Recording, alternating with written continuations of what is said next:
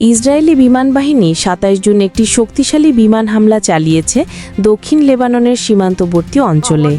এই হামলায় ব্যবহৃত হয়েছে বাংকার বাস্টার বোমা, যা বিশেষভাবে মাটির নিচে থাকা লক্ষ্যবস্তু ধ্বংসের জন্য তৈরি। হামলার মূল লক্ষ্য ছিল হিজবুল্লাহর গোপন সামরিক বাংকার বা অস্ত্রের গুদাম। ইসরায়েলি সেনাবাহিনী দাবি করেছে তারা নির্দিষ্ট গোয়েন্দা তথ্যের ভিত্তিতে এই আঘাত হানে। এটি একটি উচ্চ ক্ষমতাসম্পন্ন বোমা যা শক্তিশালী কংক্রিট বা ভূগর্ভস্থ স্থাপনা ভেদ করে বিস্ফোরণ ঘটাতে সক্ষম। সাধারণত এটি খুব গোপন ও প্রতিরক্ষিত স্থাপনা ধ্বংসে ব্যবহৃত হয়। স্থানীয় সূত্রে জানা গেছে বিস্ফোরণের পর অঞ্চলটিতে ধোঁয়ার কুণ্ডলী দেখা গেছে, তবে এখনও পর্যন্ত সরকারিভাবে প্রাণহানি বা ক্ষয়ক্ষতির নির্দিষ্ট কোনো তথ্য প্রকাশ করা হয়নি।